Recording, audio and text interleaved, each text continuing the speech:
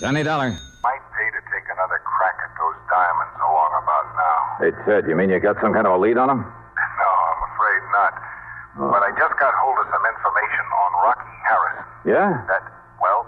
I told you after his probation was over, he disappeared. Yeah, you told me. But now, in view of this new information, plus the fact that you probably know him and his habits better than anyone else, and since Rocky is the only one who knows what he did with those diamonds... No, hold everything, Ted. I'm on my way down to see you.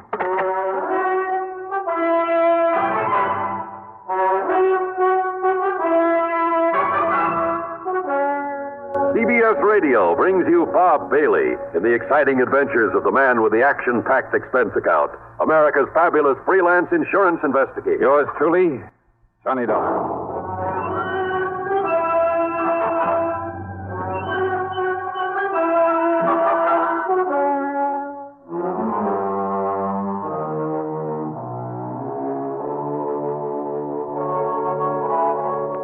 Expense account submitted by Special Investigator Johnny Dollar to Eastern Liability and Trust Company, New York City office.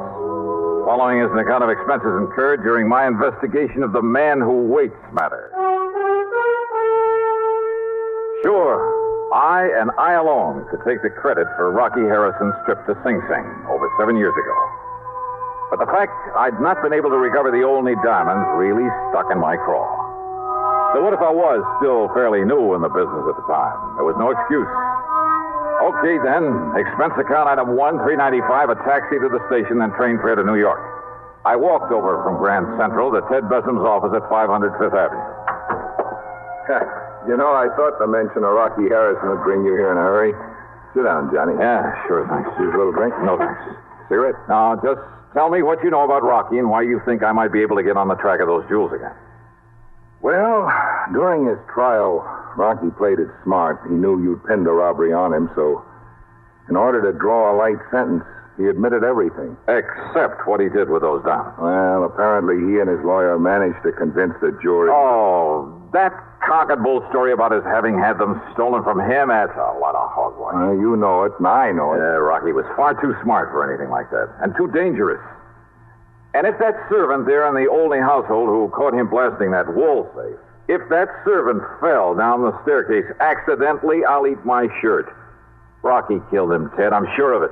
Same as he tried to kill me. The fact remains he wasn't held for murder. The jury believed his tale about losing the diamonds, and he got away with a short term. All right, now let's... During his 2 years probation, he behaved like an angel.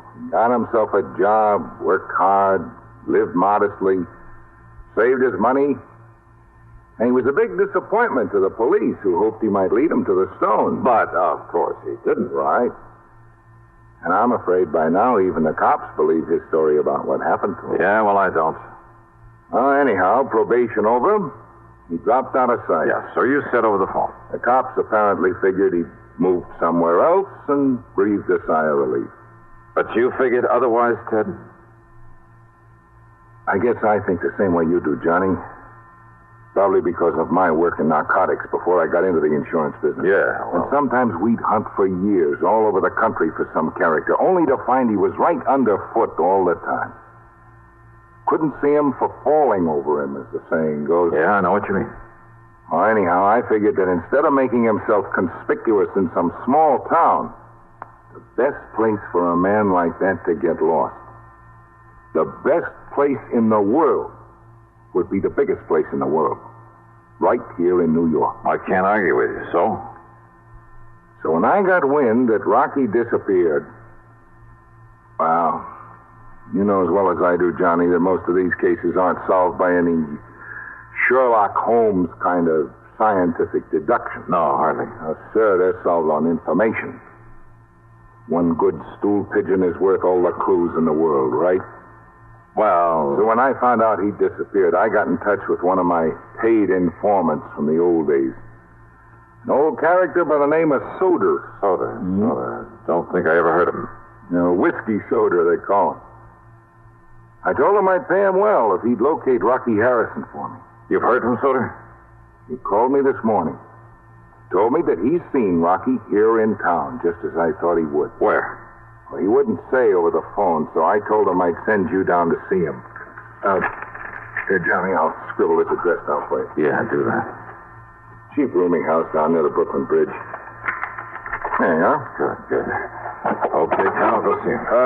Just a minute, Johnny. Yeah? Soder made one thing clear. I don't know just how or why. I guess the why is obvious enough. Yeah? But apparently, Rocky has somehow changed his appearance so much that even his own mother wouldn't know him. But Soder recognized him. Yeah. And one other thing, Johnny. Yeah, what's that? I'm sure you know Rocky well enough to be careful. Sure. Yeah. Watch your step. All right, so what if there was a little risk involved? Here was my chance to make up for having done only half a job some 7 years ago. Also, I figured I knew enough about Rocky to be well prepared for almost anything he might try. The main thing was to find out what he'd done with the Olney diamonds, and of course get my hands on them. Expense account item 2, $1.70 for a cab to Whiskey Soda's address. That was the kind of place I'm sure the City Planning Commission will be glad to tear down.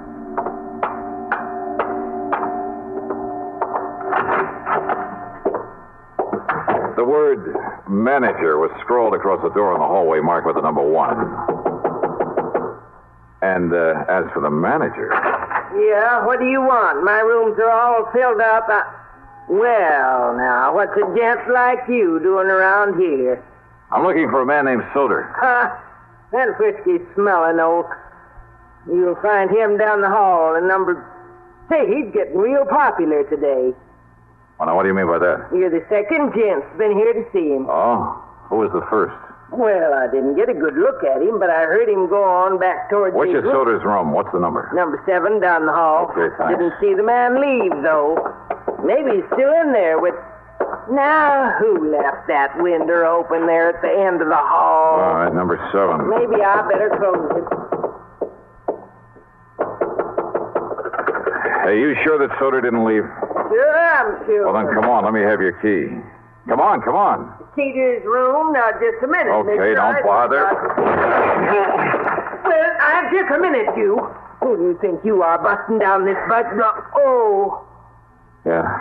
He's dead. Yeah. Somebody shot him. Right through the side of the head.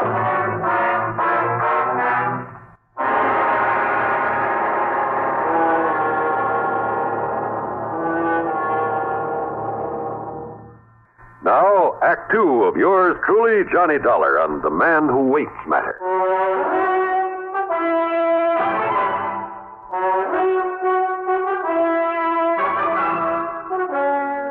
Right through the side of his head, right in front of his left ear. That's right. But I didn't hear any shot. I've been up front in my room all afternoon.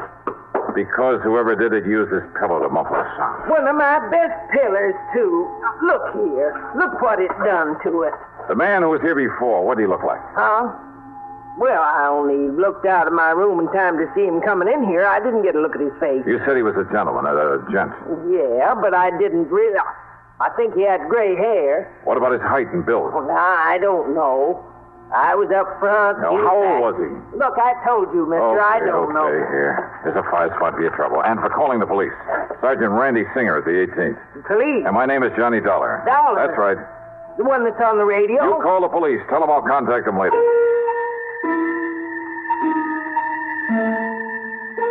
Rocky Harrison had changed his appearance once before, 7 years ago. He'd never known how I'd got on his trail. The only one who did was Randy Singer at the 18th Precinct. But I'd found him by using the same corny trick that he had used. Maybe that trick might work again, if he'd return to his old haunts. All right, then, item 3, a bucket of quarters at the nearest drugstore for some goop to plaster down my hair. Item 4, $1 for some black hair dye. Item 5, 78 cents for a jug of peroxide. Getting rid of the tan I usually have took time, was a lot of work, but it gave me a few days to raise a small mustache. I dyed that black also. Item 6, $20 for some clothing, including a couple of aprons. In some of these joints, you have to furnish your own. Then, item 7, $31 for a pair of thick glasses that I could see through all right, but that gave me a headache. But it was the waste of time that got me down. Working there 4 solid nights, hoping nobody gets suspicious of me. Working where and why? And the reason for the silly getup? Well, you figure it out. Okay, there you are, Willie. One old-fashioned, one double Gibson. Thanks, Joey. And there's the ticket on them. What? Yeah, right there, right in front of you. Oh, sure. Now, what's the matter with you? Can't you see? Why don't you get them glasses changed? Oh, they're okay, Joey.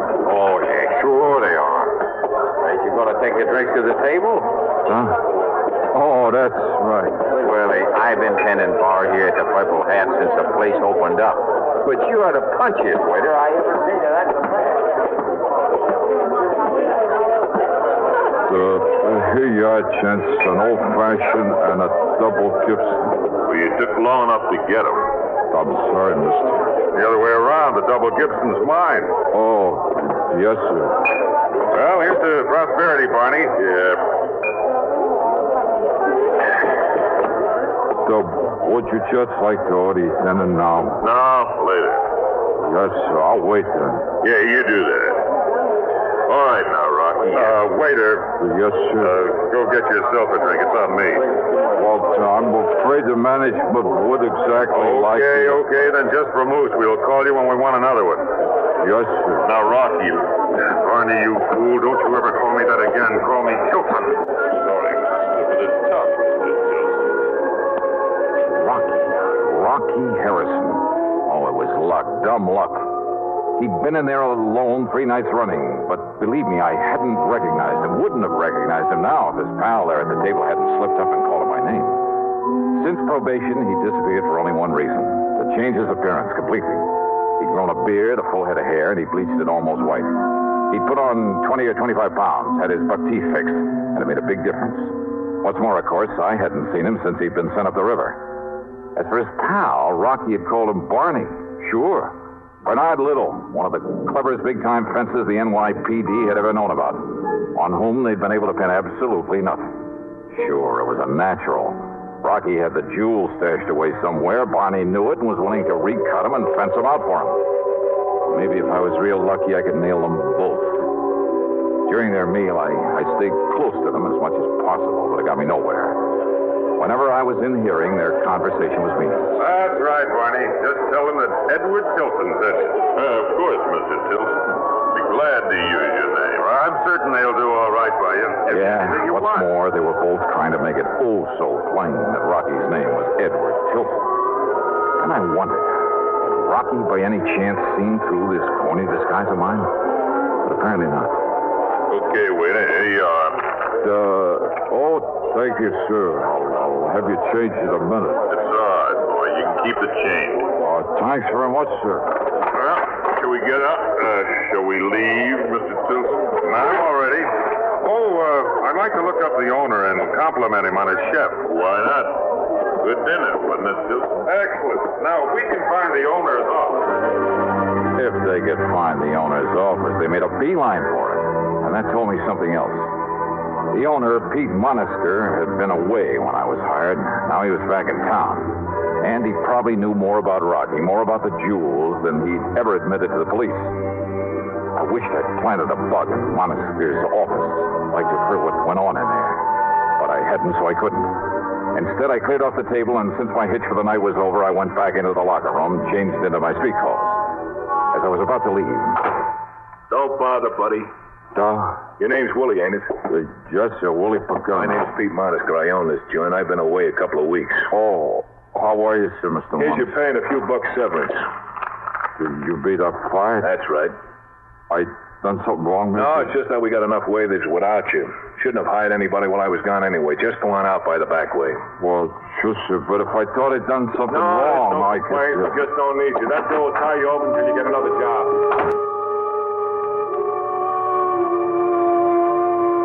I should have known, but I didn't. Not at the moment. Not until I left by the back door, started out through the long, dark alley.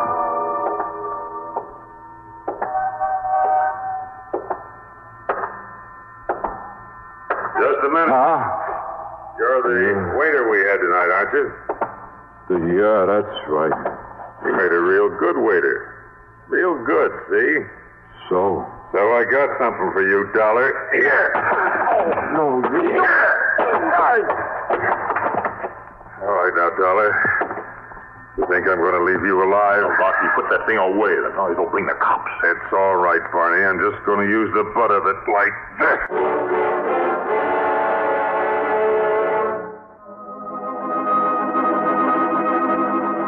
I vaguely remember something crashing down on my head. And if you think people don't see stars, you're wrong. Half conscious, I braced myself for another blow, but it never came. Instead of crazy mixture of sounds, noises, a lot of footsteps, a barrage of gunfire, sirens, a lot of cars breaking to a stop, when it was all like in a dream. I came to the next morning and found myself in a hospital bed, a doctor leaning over me with a hypo in his hand. Then, sometime later... Well, looks like the doctor was right, doesn't it? Huh? Randy. Yeah, a slug of something to make you sleep for a while really worked. You're going to be okay, except maybe for a big head. Randy Singer. Lieutenant Singer to you, Buster.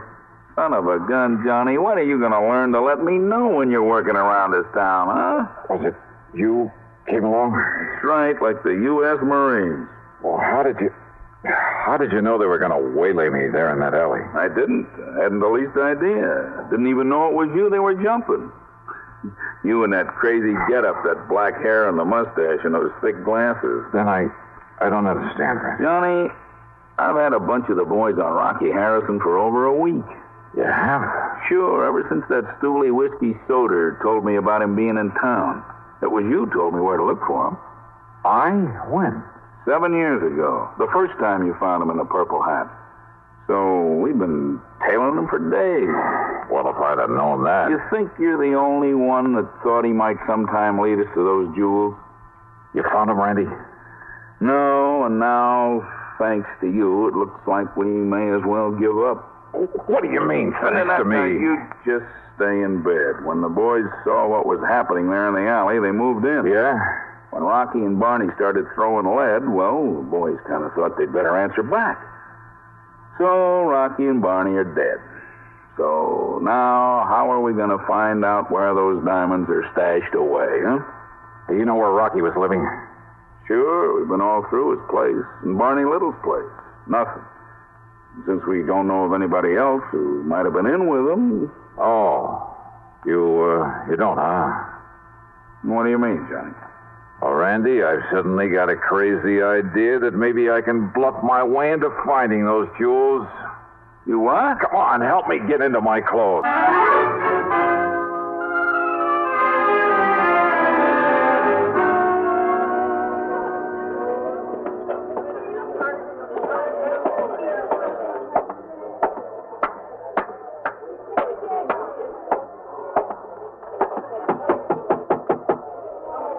Yeah, who is it?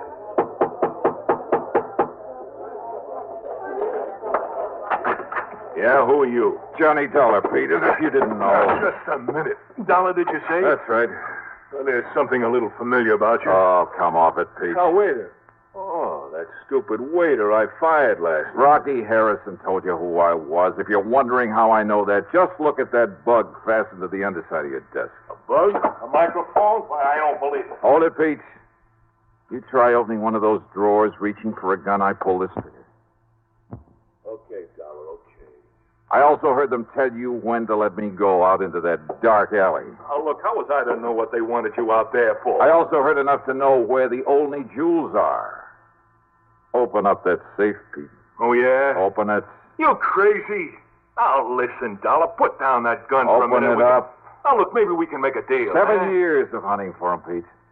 So it's become an obsession with me. Maybe it has made me a little crazy. Now, listen, Yeah, I was you and crazy enough to put on that phony disguise to get into this place to find Rocky Harrison. Listen, Dolly, all you and I right, can all make right. a deal. So I'm crazy enough to blast you down and blow that safe if I have to. You understand that? And there's nothing, you or anything else, is going to keep me from getting those jewels. First you go. No. Yes. You mean it? Oh, yeah, Pete, I mean it. Well... Okay, Dollar. I'll get you the rocks.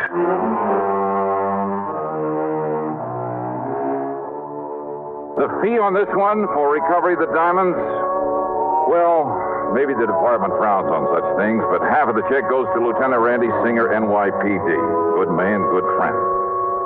Expense account total, including the ride back to Hartford, well, it just about balances with what I made on my job as a waiter. Yours truly, Johnny Dollar.